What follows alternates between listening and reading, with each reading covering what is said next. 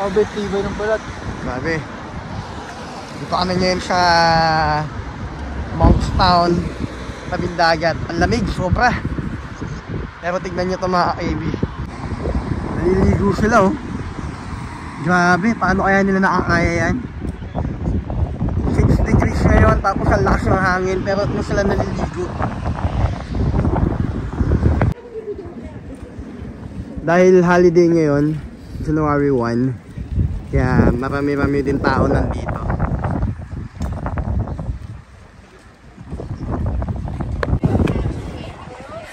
Ay, ginaw na ginaw kami mga ka-AB, pero sila, ayan. Whoop. 6 degrees to ha, yung temperature. Ay, grabe sila oh. Ayan, naka-gloves pa ako. Kasi nga malamig, pero tatanggalin ko yung gloves ko. Hawaan natin yung tubig. Natin yung kano kalamig ngayon. So, ako yung pwede natin yung tubig. Oh! Sabi! Parang ano, yung, alam yung bumibili ka ng soft drink sa probinsya. Yung nakalagay na doon sa cooler. Ayun yung ganun. Lamig!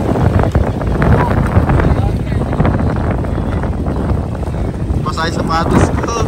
Nagkaya ng soft drink sa tindahan. Nakakalamig ah. Ay, nabasahin sapatos ko. Basahin nga niya, so. Oo. Paligurado, dugo ilong ng mga yan sa atin pag dinala natin doon. Bro, operan ka. 10,000 pounds. Oo. May ligo ka lang dyan sa oras. Kaya mo? Nako bro, 30 minutes, kahit siguro 30 minutes hindi ko kaya maligo dyan. Thank you na sa 10,000 pounds.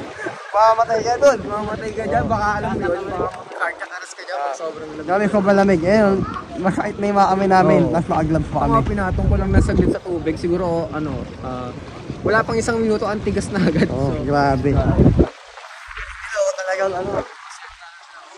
Relax na si tatay. Ayun, what's good mga ka-KB? Ayan, welcome back to my channel. And dito, New Year ngayon. Celebrate kami ng ano, New Year dito sa Dublin. Eh, papakilala ko lang sa inyo itong bago natin. Actually, hindi na bagong ka-KB to. Matagal ko nang ano to, nakaka-chat to. No, nandito na rin ngayon sa UK. Brother Roby, welcome to my vlog, Brother Roby. finally, nagkita rin tayo. Ayan, si Brother Roby, share niya lang yung kwento niya sa atin, no? Yung ano, kanyang naging journey, paano ba siya, ano? Bro, paano ka ba naging, ano, naging butcher? Ano yung, ano mo, unang, ano ba yung nagsimula?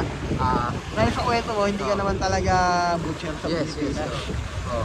Ano ba trabaho mo dati, bro? Dati kasi, way back, dati akong machine operator, CNC machine operator ako sa Cavite. Factory worker ako sa Madrid sa atin. Ang gawa namin talaga, hindi naman talaga related sa butcher. Kung natatandaan nyo, yung last na bahay na natira na nagkaroon ng tsunami sa Japan, isa ako sa mga gumagawa noon, yung company namin. Tapos yun nga, medyo gipit na rin sa Pilipinas. Hindi na rin talaga makakita ng trabaho na malaki yung kita, yung sustain sa party. Meron akong friend dito, actually, meron akong kakilala dito sa UK, sa Ireland. Tapos friend niya si bro, si Kwentong Butcher. Si Kuya Joms, friend niya. Yan ba si Brother Philip? Si Brother Philip po. Friend niya si Kuya Joms, tapos sabi ko sabi ko, nanghirapan ako kailangan ko ng trabaho na madaling makakapag-abroad yun.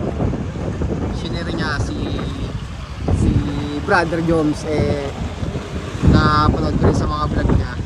Yung butcher, isa sa pinakamabilis na way para makapag-abroad ka.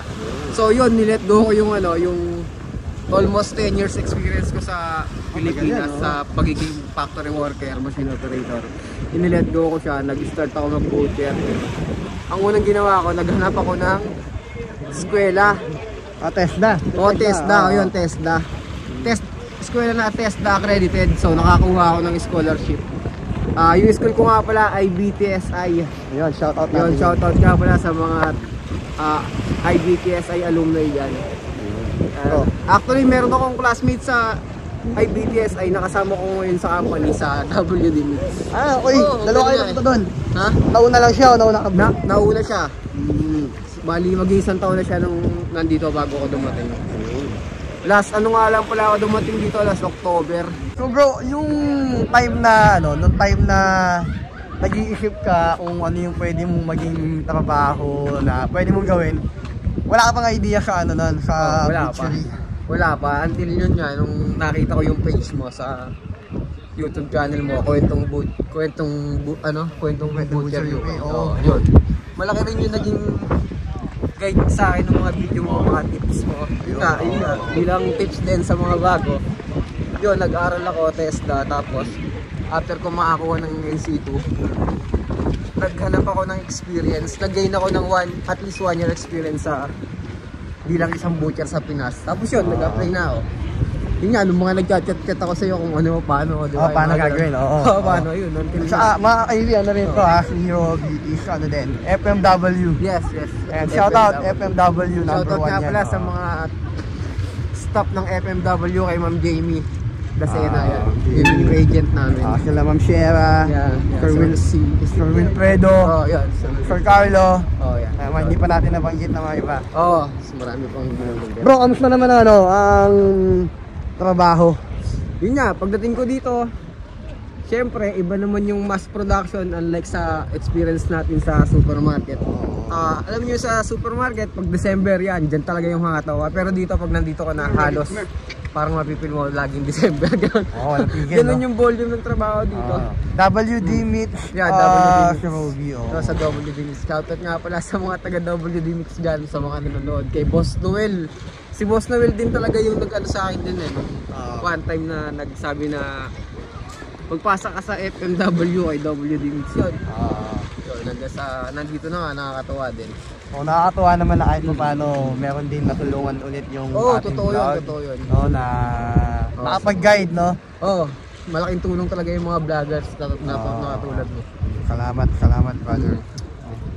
So ano yung tawag dito?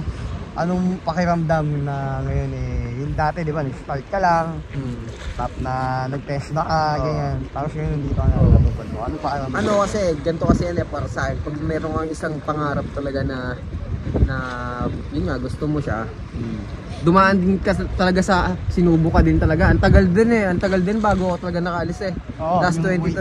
Last 2022 pa ako nakapag-send tsaka nakakompleto ng requirements, pero itong 2023 lang ako nakaalis, so ang tagal din. So para sa akin, sobra talagang nakakatuwa yung nangyari kasi nga ang tagal mong hinintay. So ang isang bagay kasi pag matagal mong hinintay, pag nangyari yun talagang to the highest level talaga yung tuwa mo.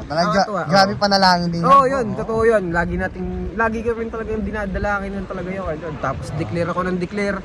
Na-declare ko nga Isaiah chapter 60 verse 22, when the time is right, the Lord God will allow make it happen. So lagi yun pareho tayo ng mga life verse maganda yan. Tsaka rin, siyempre bukod sa panalangin samahan mo ng pagkilos. Yung kilos, diba? Totoo yan, samahan mo ng pagkilos. Hindi pwedeng buka naman dasal.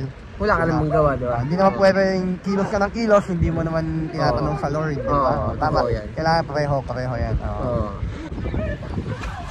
So bro, ngayon ba, dahil bago ka pa lang naman dito, pero meron ka namang plano, goal na, kasi si Brother Roby may pamilya ka na, diba?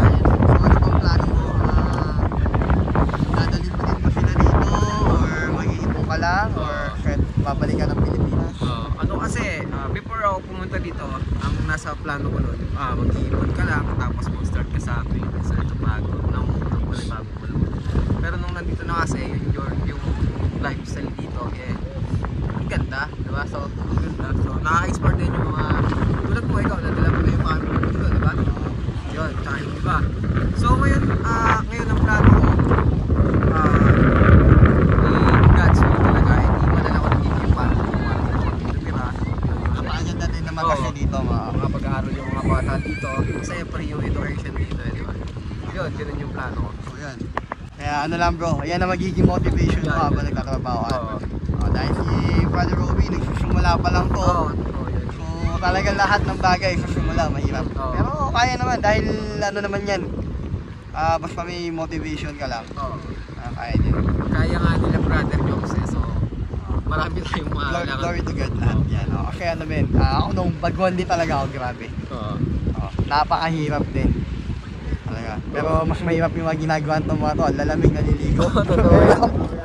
Iga, lalamig. Kami ni Robby, ginaw na kami, naka-gloves pa. Naka-jacket pa kami. Pero sila ako. Brother, maraming salamat pala sa pag-share mo ng It's an honor then to be the part of your vlog. Sana dito yung marami magiging mga vlog ni Brother. Shoutout po. Shoutout ko nga po pala yung Ikong family na nasa Pilipinas yan. Namimiss ko na kayo pero ganito talaga kailangan natin mag-sacrifice para sa family natin. Namimiss ko na kayo.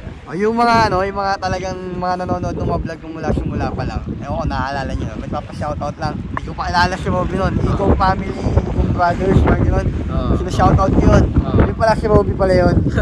Diba? So, dito na siya ngayon. So yun mga kiwi, masyal lang muna kami dito. Medyo malamig. Maraming salamat. Wala kami magigalaw kasi para... bro, salamat sa pag-share mo ng kwento mo ha. Ayan. Kaya mga kiwi natin dyan na nangarap pa rin na makapag-abroad. UK man, Canada or saan man. Ayun, huwag kayong titigil. Meron tayo dyan. Dasal lang, tsaka hard work. Ayun. Ayan, medyo giniginaw namin ni Robby. Kaya papaalam na kami. Maraming salamat mga kaibigan sa inyong panonood. Ayan. Always support YouTube channel ni Kwentong Bigger UK. Marami kayong mapapanood na tips tsaka Salamat. Ayan. Ito yung ka-KB na nagpapaalala sa inyo palagi, whatever you do it for the glory of God. KB out. Robby out. Yeah. Lamig!